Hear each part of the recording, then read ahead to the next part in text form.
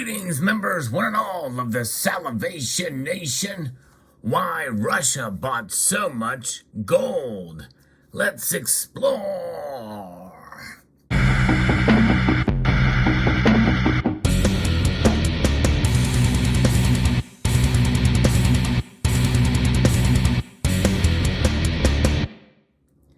I ran across an article here from a bullion dealer called goldbullionSuppliers.com, Yorkville.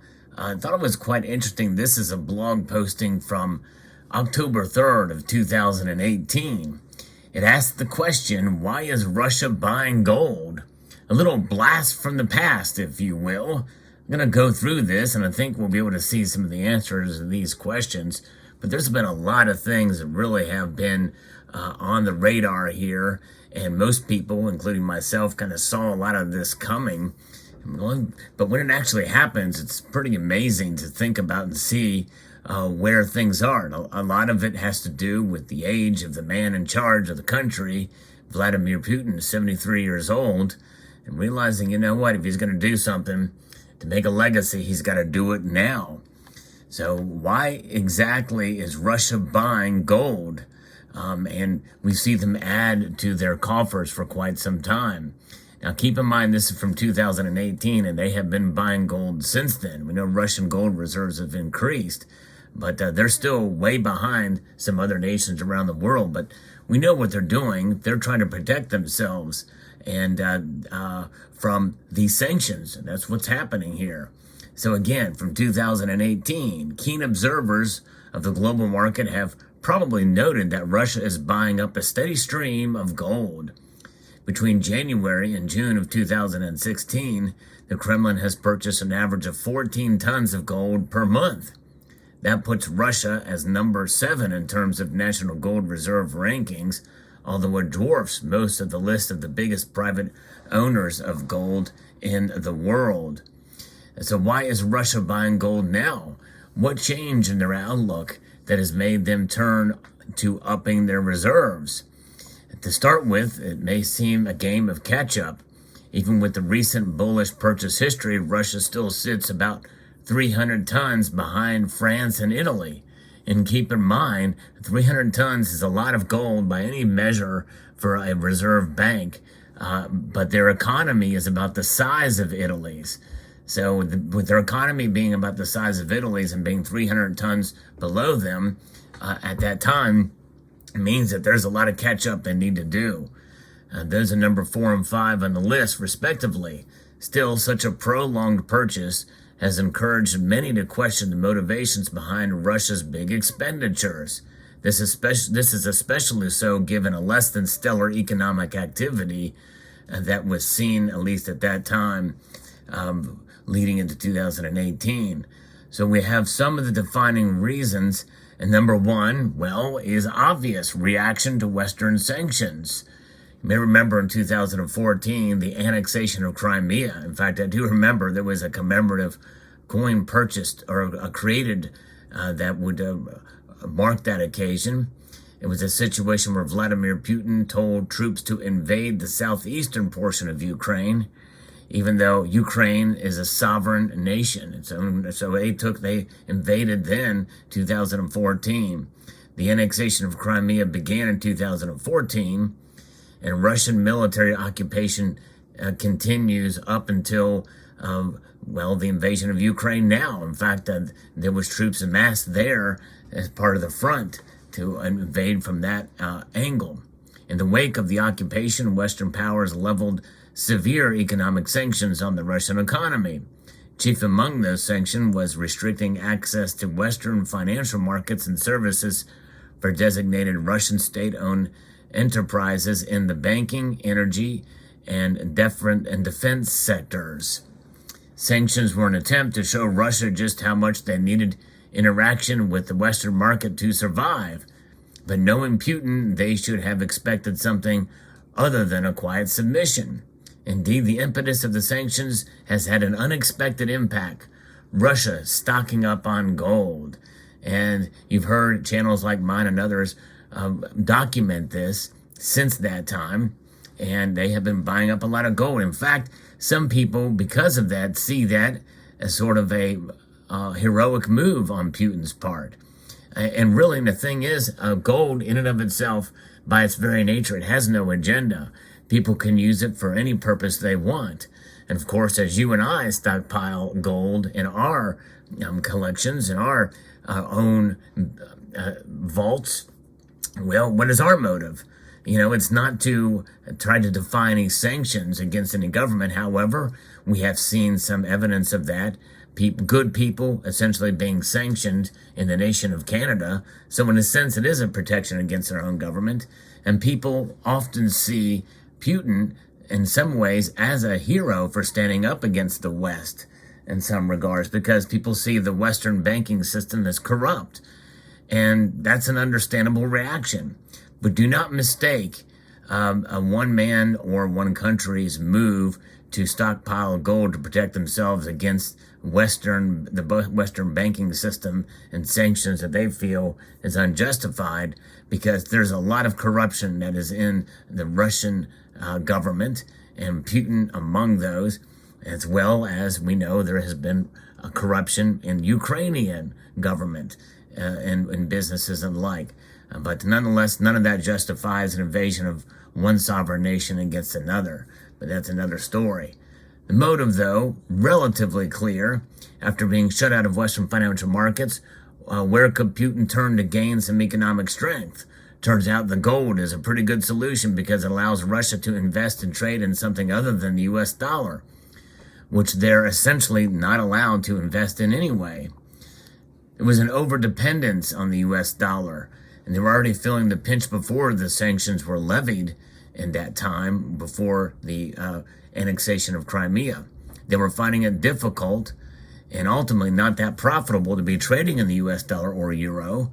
Returns have not been good for either currency as the price of oil continues to rise, and European economies seem to be lagging. And that sentence is just as true today, if not more so, than in 2018. The value of the US dollar is a centerpiece of the floating currency exchange system, which is why the dollar is so strong at around 97 from the dollar index compared to other currencies out there as of here in 2022. The value of the US dollar is the major determinant for the cost of doing trade.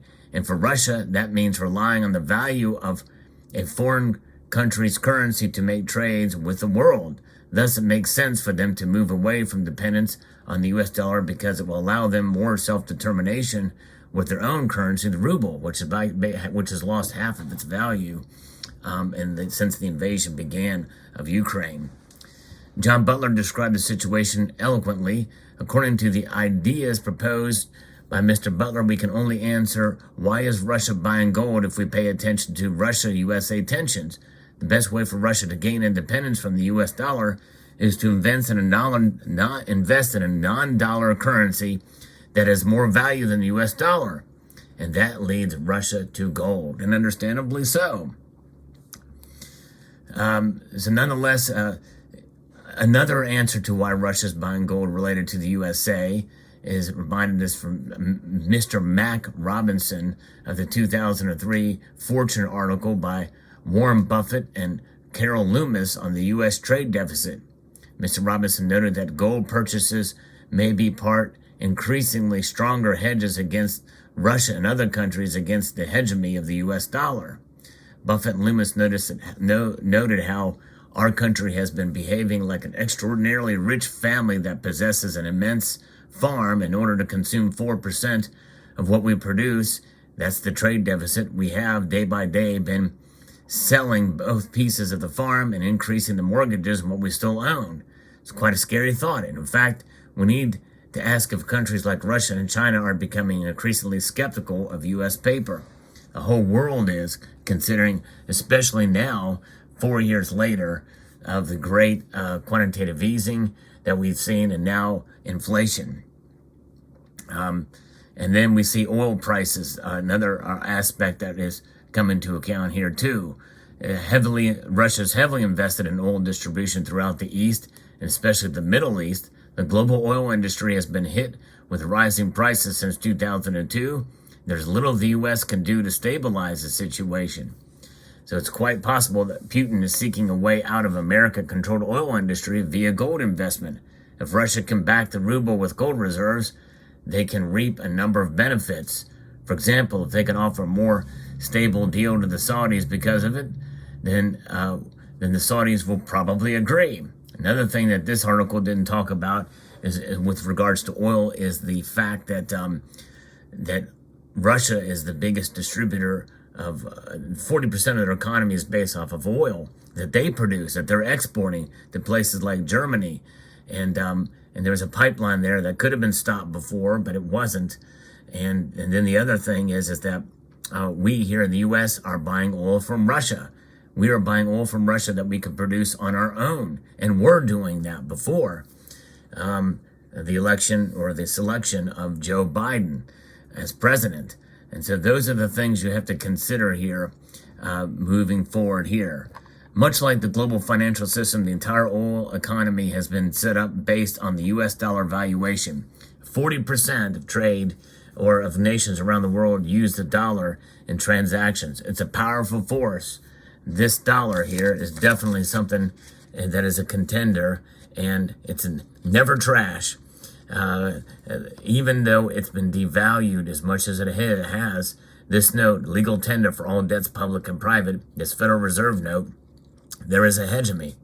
But nonetheless, gold will outlast the dollar. As strong and powerful as it is, and these sanctions that are being put into effect right now still have very little effect on Putin unless you take into account the SWIFT banking system under the International Monetary Fund and remove that from them, from their ability, and shut off the oil exports or imports out of Russia, then only that will send a stronger message, I believe, given today. But the article continues here. Russia appears to be making a move away from the dollar. I remember covering that even back then in 2018.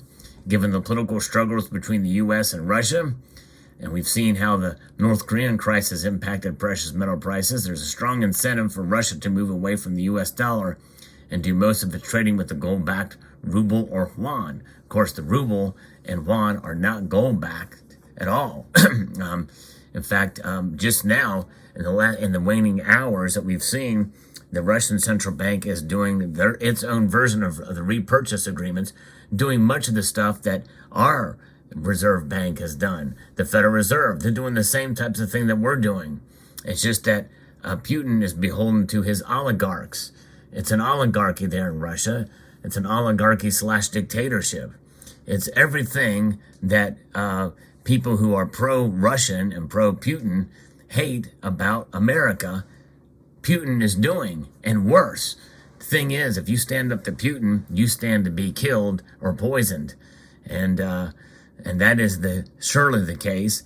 And the people that were blaming the United States for invading Iraq and getting involved in these entanglements overseas for notably much more justifiable solutions than what Russia is doing right now in Ukraine. It baffles me, but nonetheless, given all these factors, it's understood that Russia's considerable investments in gold. What does it mean for the average investor? Well, we have to pay attention to what world actors are doing, especially when they're not advertising.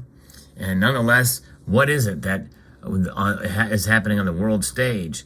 People like Putin, who is a very smart, intelligent, cunning individual. He knows what he's doing, and he's smart. And so they are smart. The smart people go towards gold and adding more gold.